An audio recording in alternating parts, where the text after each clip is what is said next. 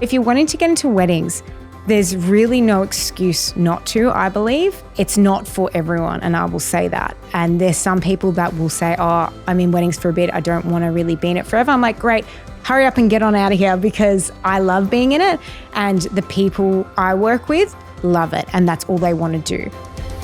Hi, and welcome to the Your Story Studios podcast, a podcast where we talk about all things content creation. And today on the show, I'm joined by someone who needs absolutely no introduction.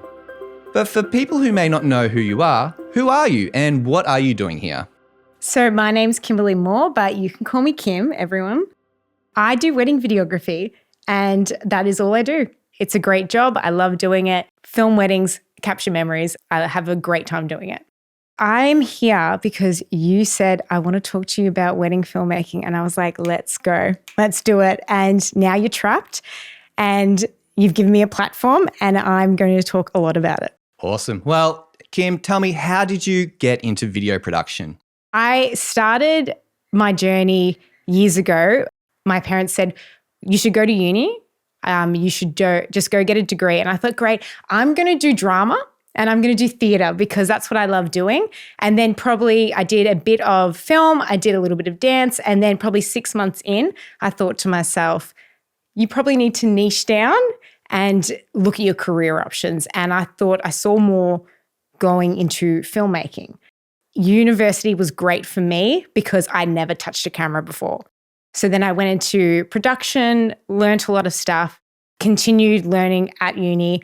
Then when I left uni, we were trained at university to niche down, and you're a director, you're a cameraman, you're sound, you are producer. I stuck more to producing. And then I thought, I don't know if this is what I'm going to be able to do in the future in one area. So, and also without a team of people. So me and my friends made a little production team. We started filming content. We started filming ads. And then they went and got their real jobs. And I thought, oh, I'm left by myself. So then I thought, what can I do that doesn't require a whole team of people? How can I still do what I studied and still do what I really enjoyed doing? So I actually went into wedding photography, and I studied at a studio, and they taught me everything. And then I went to a wedding and there was a videographer there.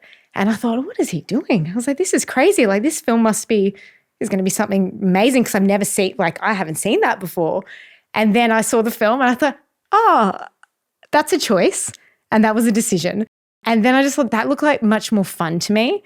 So then I have that degree. I have a background in film. I asked the studio, can I just transition across? And then so I asked them and they said, yep. So I started filming for them. Then it was great on the side. Then I actually went into real estate photography and videography. So I did both. I did that for a little bit, and I was self-employed doing weddings. And then I got my full-time big girl job at a patisserie school doing their videos and editing. And then it was social media, then it was marketing, then it was everything. And then I got a job doing their social media, marketing, everything. I did that for about 5 years. And then after COVID happened, the wedding industry had a really big surge. And because everyone that was going to get married in that period delayed. So then I had to make the decision. And it was good because it kind of forced me to make the decision. I really didn't have a choice. So I went and spoke to them. I said, I need to quit. And I was super nice. I only needed to give 4 weeks. I gave 6. But it was because March and November are our busiest months. So I was doing 5 days and then on the weekends shooting every wedding and that. Then I left and I haven't stopped now. It's been 3 years. I always did it, but I would close my books and say because I'm only doing 15 or 20 weddings, and now I've done it full time. Just because that's where I was drawn to. That's what I loved. And it just made sense. And I really haven't looked back. Yeah, it was great. It was a time. It was a season. And you could say it was my busy season. And now it's more, I think I'm moving into my balance era where I'm filming, I'm loving what I'm doing, but I'm also I'm focused on quality, not so much quantity. I'm focused on serving my clients, and I'm focused on enjoying and exploring my creativity. So I've moved in that. What I loved about what I did is that's why I feel everything has kind of worked and led me to where I am. And every job, every experience has helped shape me and helped shape me as a director. Even if you go back to uni, I say, oh, I minored in dance. That really helps me. That really helps me in posing couples that have never had posing experience, because yes, I'm experienced with working with actors, but you're working with people that don't have that experience. So I need to develop a connection really quickly, and working with lots of different personalities enabled me to do that. Working with dance teachers helped me direct people for movement that looks natural. And now working with different couples that don't know necessarily what they want, they aren't on camera a lot, that all that experience has shaped me, especially working in my job where my boss was, she's a chef, and she did a lot of, worked with a lot of social media accounts. We had to fit into different briefs. So our clients would come to us saying, we need this filmed in this way. It's a family show, etc. And then this brief would be like, no, these are for professionals. So immediately how you film that is different. How you direct that is different. How you edit that, and even down to the music choice, is different.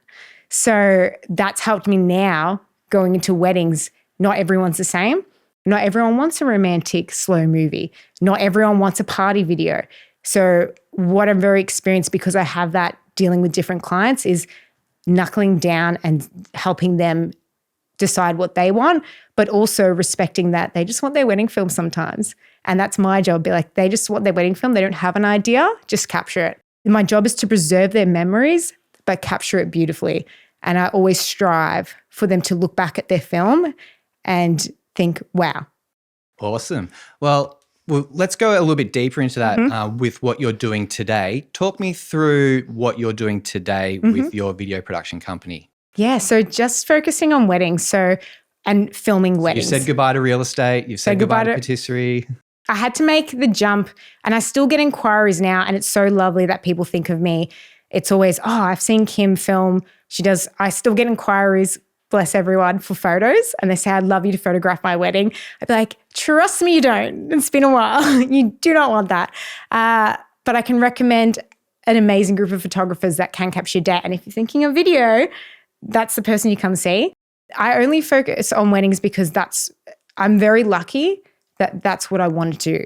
And I get to do that all the time. Not many people can say that. And a lot of people work in careers that they don't enjoy. I'm very lucky that every day is very enjoyable, whether it's editing or whether it's filming or whether it's even just client meetings. I get to enjoy the process. So I film weddings, and I'm there it's my brand. It's under my business name. And I'm there from your inquiry to delivering your film. Hopefully not far after, hopefully a little bit because we're friends on Instagram or something, but hopefully they love the film and then my job's done.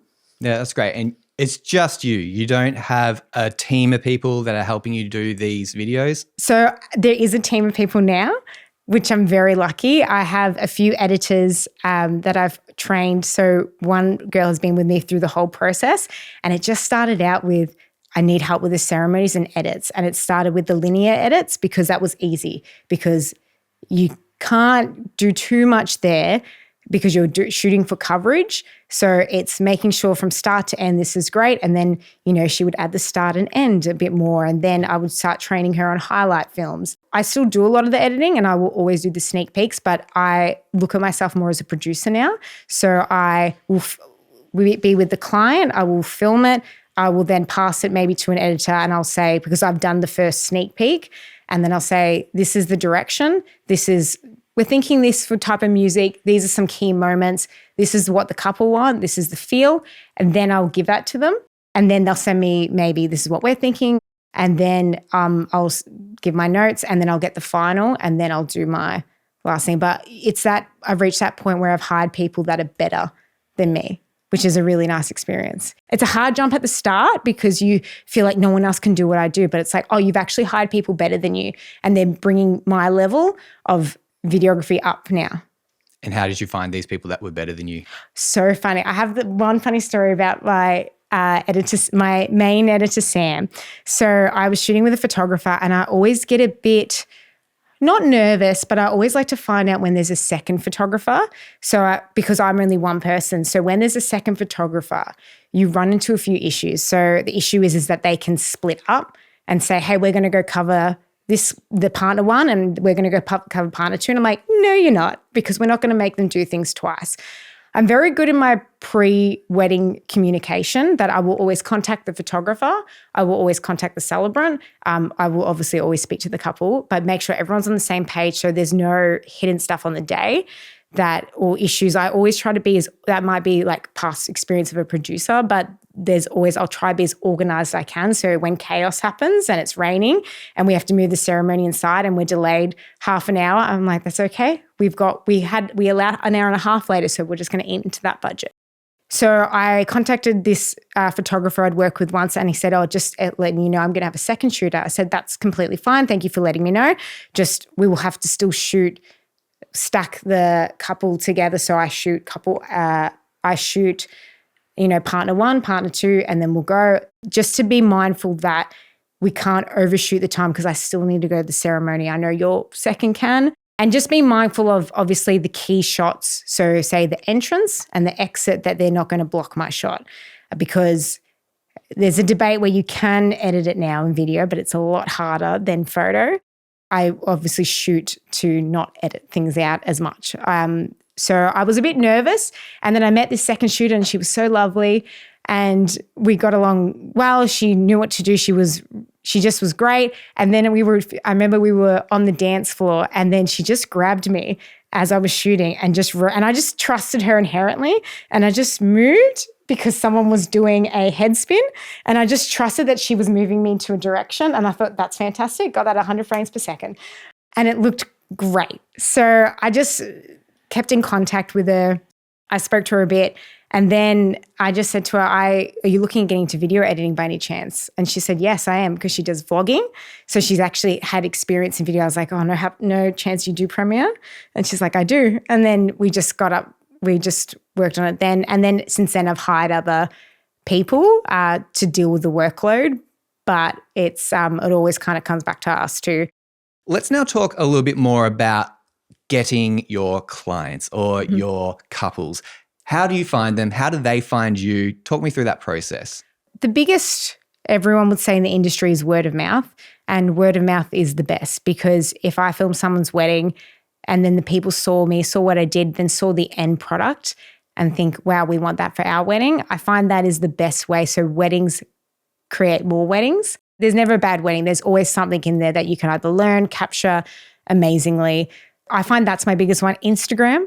Funnily enough, a lot of people get it through Instagram, and venue and photographer recommendations. So we're very big on a team environment in the wedding industry, that your team creates your day. And it's much better if we walk in all knowing each other, all knowing how we shoot.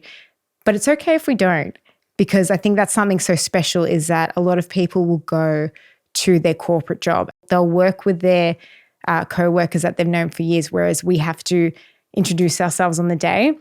Be like, we're going to spend 10 hours together, we're going to create some art, and then we're going to go our separate ways. And you have to be a specific type of person to be able to do that. So we recommend, but we're always big, and I'm always big on making my job easier for my clients. And making their wedding day easier. So the first thing I'll say is, thanks for booking me. Would you like any recommendations? Do you have a photographer? Do you have a celebrant? Is there anything I can do to help you? What are you looking for? Because I have worked in this industry for probably 10 years now, and I can recommend some great people for you. With that said, do you find you're kind of an afterthought these days? Like, you're the last person that they're booking, because they're like, we haven't booked, like, we've booked the celebrant, we've booked the photographer. And then someone one day said to them, you're getting a video done? I completely forgot about that. Sometimes it varies. So it's changed a lot over the last year. It's changed a lot, but sometimes, and it's okay, because sometimes you will get a client, I'm getting married in 3 months. We didn't want a video, and now we've decided we want one. That's fine. Everyone deserves a video if they want to be captured. My ideal client is a couple that wants their day captured and wants it captured beautifully, or trusts me to do my job. A lot of people will actually book me first, or they haven't even booked their date. And they'll just say, we're thinking of getting married in March. What's your availability? And I love those clients. I love you so much, because there's some dates that you book 18 months, 2 years in advance. So, and it breaks my heart when I can feel they're my perfect client and the dates don't work. So I have those, and then I have people that we've booked the photographer and they recommended you, and then we love your work. I've converted quite a few people. saying, they thought, we're not sure about a video. And I'm like, well, I always say I'm for the people that know they want a video. But I'll also, if you want me to convert you, I will happily do that and I'll happily sell why. I have the strong belief that video and photo from your wedding only gets more valuable time. It is the number one regret people have when they get married and they don't get a film. It's not a sales point. It's not anything that we're making up. Legitimately go ask your friends. And I say, ask your friends if they got a wedding film, they'll tell you they loved it. Yes, 50 years ago, wedding films were different. And they were, my mum even has one, which I'm going to try and edit, but I'm just mentally wrapping my head around it. It's just one camera setup in the corner of the room. And she still likes it. And she still loves it. She can see the people. Obviously, you can hear the audio, all that stuff. So I always think it's important. And if you don't have the budget for a video, get a content creator. And there's a lot of videographers out there probably, if they watch it, going, oh, better than nothing. I'm very big on, you might not be able to afford this, but what can you afford because your memories are important and it's something you can't do again normally. So I'm very big on letting them know that, hey, if it's not me, still get one. It might be someone else and that's okay, as long as it suits your budget. But it has changed. I think that we think the wedding industry is going to go into a bit of a dip soon because everyone's having smaller weddings and that's just to do with the financial crisis, essentially.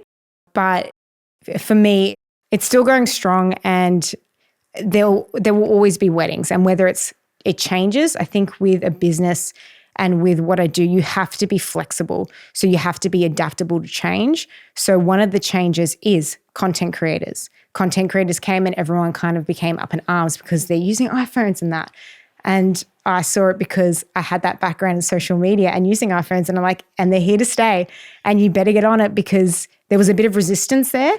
But, it's much better to walk in. What's better? Walking into a day being territorial over the lighting and over the timing or walking in and being all a team because you're all there for the couple and you're all there to get the best shots. Sometimes we might be pushed for time, but we can always make time for each other. So you've locked in your couple and they're really excited. What do you do from there?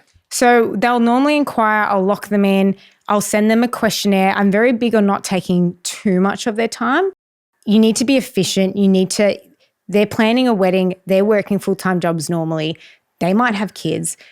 It's not all about me. It needs to be how am I going to work with them? So I'll send them a questionnaire and I'll say, there is no rush to do this. You do this when it suits you. Come back at any point.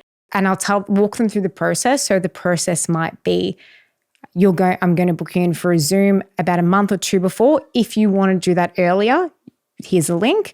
Please fill out this questionnaire before then. And then I'll send a few emails that I've already prepped in my CRM saying, have a look at my Instagram, see what films you like. It helps me. It's not that I want to copy my own work. It just helps me identify what I've done and the style thereafter because some people don't know.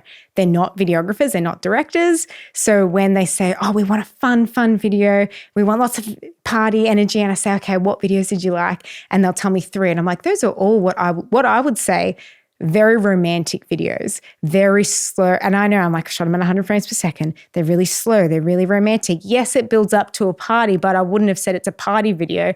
And then I can just close that gap and that with communication and say, this is what I would, this is a party video. What do you think of that? And they'll normally say not my favorite. I love both. So I range from a fun wedding to a really romantic wedding.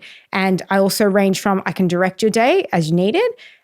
I can just capture it, but I probably always will direct you. Like I will let the day happen naturally, but where I can, I'll say, hey, you look beautiful putting on that dress. Let's just move you into the light.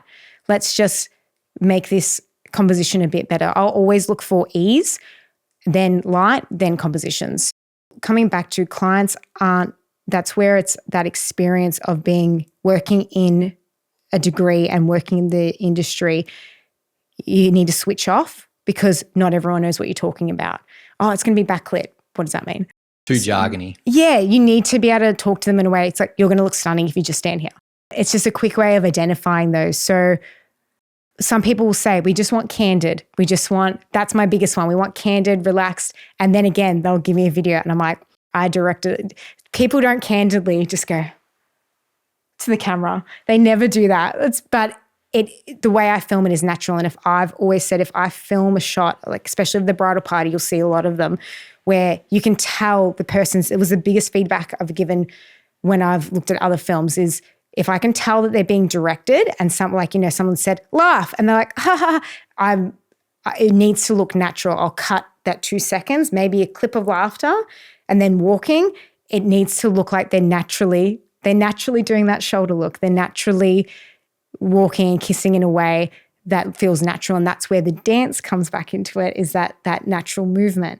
So people are not sure what they want, and it's my job to guide them. And I say I'll never force something. So if you want a party wedding, and I go then, especially after COVID, it was a really intimate space and people hadn't seen each other for 2 years.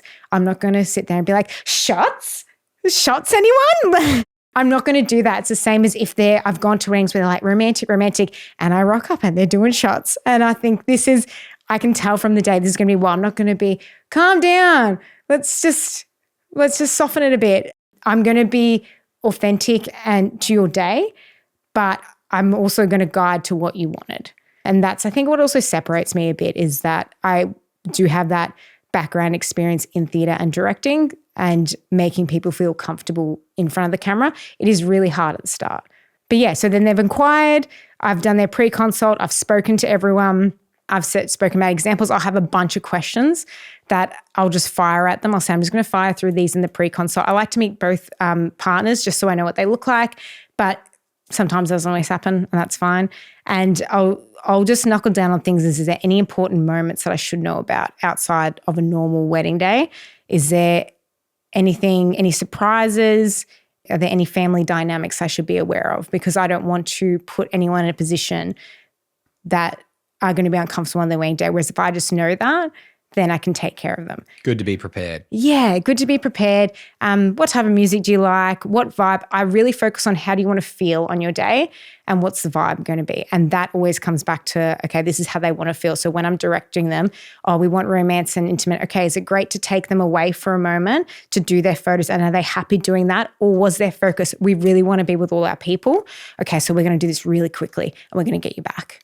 And then obviously I film the wedding. I'll send them a sneak peek the same week of. So that's when I get home. I'll check all the footage. I'll make sure it's good just because I have to, because I just need to know the shots. And then I'll do a sneak peek. I've already discussed them what type of vibe. It's like 30 seconds to a minute. I'll send that to them and then they'll post that just to give them a bit of hype, because they don't see what I see and they don't see how incredible they look and how great it's captured. So I just want to ride that wave with them and be like, here's your wedding film. How great do you guys look? Then they can go on their honeymoon, know that they look good. And then 2 to 4 months later, I'll send them their film. Probably now it's really come down. Now it's around the 2-month mark, which I'm really proud of. It took me a while. And then I'll send them the film, ask them for their feedback, and then hopefully they love it and then we move on. Well, with the feedback, how do you conduct that? So I don't ask. I don't say, hey, let me know if there's any changes. Because that's a very corporate-y thing. It's a very corporate-y thing. When I'm doing corporate videos, I let them know you get 2 rounds of revisions and we can tweak and all that kind of stuff. When I got married, we had a wedding film done and we didn't give them any notes. We didn't give them any changes. They sent it through and that was that. Is that the typical experience you have, or do you have to do a little bit of tweaking? That is the typical experience. It's here's your wedding film. Because I've done the pre-consult, I know their preferences. So I know sometimes, especially I've had one of my brides, she goes, this is the good side of my face. So I know going in there what she wants. I know they wanted more romantic. I know their song choices. So I'm very mindful of doing all that and keeping that in a brief sheet for myself and making sure I'm giving them what they asked for. I don't say to them, I just say, I'd love to hear your thoughts, because I do want to hear your thoughts and I do want to make it perfect for you. So not very rarely, sometimes the most common thing is they've had a falling out with someone. So we just don't want them in as much. I had it once where that person was an amazing person on the dance floor. I got so much footage. I thought, I got so much good footage of them. So that was a good learning experience for me to not focus on a lot of one person just because they're giving you the lot, because I thought I have to cut you completely out. And just making sure everyone's covered. But the way I've designed it is that I really try to, there's moments where I can get a lot of the coverage in there. So no, I don't get it a lot, but I'm always open if I do, because that's my job, is to make sure your film is perfect. How did you feel when you got your wedding film? Yeah, great. We actually got it. So we got married and then went on our honeymoon straight away. And we were in Thailand, and I remember my wife just got her phone out, got an email, and it was the highlight video. Yeah. So me as a video producer, I asked for a hard drive of all The the raw. Yeah, so I can edit it later. It's our wedding anniversary in March. We'll be married for 9 years. Haven't touched it. Haven't touched it. It's on a couple of hard drives. There's multiple backups. Haven't touched it. Yeah, so it's something I don't offer. So even I had a friend that worked in the video production industry, and he said the same thing. Can you capture it? And I said, I actually can't, because I'm shooting with my vision, and it's not set shots. I know why I've shot that for a reason, and I know it looks really weird and abstract, but it's going to overlay beautifully with this. So I said, but what I can do is I can give you, this is my base package, I can give you a highlight video, and then I'll give you the raw footage. You can do whatever you want. Has not touched it, I'm sure. I'm the same, because I'm thinking about my wedding and how I want to do it. I want all the raw footage as well. There's something about, it's a videography thing. We just want to know, there might be a moment that we've missed. But I also want that experience of getting the film and being just taken away and amazed at someone else's creativity. So that's what I think I'm going to look at. I'm not 100% sure how I will go hiring someone to capture that day. I'm very nervous for it. Luckily, it's not for a while. I'm sure you'll find the perfect person. Hopefully. Just clone myself. And then looking forward into the future, Kim, what do you see for yourself in video production? I think I will definitely stay with weddings. And I know there's not a lot of people who say that. The only thing I'm mindful of is it's a big day. It's a lot. I have to stay. Am I going to be this fit for this long? It's genuinely something I think about, because, I go to the gym. I'm starting running again. So I'm trying to stay fit and healthy, because it is a long day. And mentally it's a long day, but physically it's a long day. And just for video production especially, I've designed all my gear that I can take it in one go, but there's a massive bag, there's 2 tripods, there's everything. And currently it works, but I have to be mindful of the future. Is that something I'm going to be able to physically do? I like to think so, but we'll see. Yeah, I have those thoughts as well. I'm in my mid to late 30s now, and last year I was starting to get back problems, and that was a wake-up call for me. I needed to make sure that I was fit and I was able to physically do the job. But then also, in 10 years' time or whatever, how am I going to be able to do this? Yes. Thinking into the future, I won't be able to physically do this job forever. What's the next thing for me to do to keep making money and keep this business going? So I've got ideas. I'm not going to share them right now on the podcast, but that is definitely something to be mindful of. Now that you just said that, I think I would go into content creating, so just with the iPhone. And that is a job in itself. And I think there's the problem we have with the content creators, who I love, is that anyone can do it. And that's why everyone's getting a bit in up in arms about it, because a lot of people have studied. You don't need to study. I'm happy to go into that. You don't need to study. I did. You don't need to. They've studied, they've bought all this expensive gear, tens of thousands of dollars of gear, and then someone's bought an iPhone. Even one of the content creators, I said, is that just your phone? You don't have another phone? She goes, no. I was like, I just couldn't. I have a spare camera, a whole body, in case one of mine decides to conk out. So is that they're just coming in and, they're using, I guess, we're directing, we're find the light, and they're just picking it up. But there is a place for them, and there will also be weddings where the content creator is the client's main focus, and that's what they want. And you have to be respectful about what they want. So maybe I've been looking at possibly doing content creating because I used to do it. It is fun. I really like it. So maybe I'll start adding it. Maybe I'll start offering it. But right now, wedding films are taking up all my time. But something in the future, maybe I'll do. But it'll be wedding films forever, probably. Maybe. So just to clarify for myself and the audience, what's the difference between a wedding filmmaker and a content creator? Oh my goodness, I'd love to tell you. So a content creator is essentially iPhone. So they will come on the day with an iPhone. What's the best thing about them is that you'll film it and you'll get that instantaneously. So a lot of them will airdrop it to you. They'll grab the couple's phones and say, hey, I'm going to airdrop you all this. You'll get all these clips. So it's also if people are working in the wedding industry. So you might be a makeup artist, you might be a photographer yourself. You've got all these clips to share. I think it's great. It's also a cheaper price point for video because there's not 50 hours of editing. So it is good. The problem you have is that, like I said, anyone can do it. And I'm a very big believer it's not of the gear you have, it's how you use it. And it's being a people person first. You can have the most expensive camera, but if you look uncomfortable in the shot, I will not be using it. And there's something wrong with that shot, then it's not usable. Whereas I'd much rather have, and that's why my gear itself, I've designed so it's small. Sometimes people mistake me for a photographer because it's designed because I don't want to be in your face on the day. I don't want you to be aware that you're being filmed. And for me, I've gone through gimbals, I've got monopods that I don't use anymore. It's great for some people. It wasn't great for me because by the time I balanced it or by the time I moved and the camera came around, the moment's gone. I'm very big on capturing those moments as they happen. And for me, handheld was the best way to do that. Obviously, a ceremony, speeches, tripods, all that stuff. And there's moments for them. For me, this is what works to get the shots that I get. Yeah, great. And Kim, to wrap up this episode, have you got any words of wisdom for the audience? So if you're wanting to get into weddings, there's really no excuse not to, I believe. You can start with content creating. You can start with the phone. I think that's a great way to make connections. Gets your foot in the door. Gets your foot in the door, gets you experience. For me, the best thing about being in weddings, if you're going to do it professionally, is you need experience because you need to understand how to behave at weddings and how to work with other teammates. It's not for everyone, and I will say that. And there's some people that will say, oh, I'm in weddings for a bit. I don't want to really be in it forever. I'm like, great, hurry up and get on out of here because I love being in it.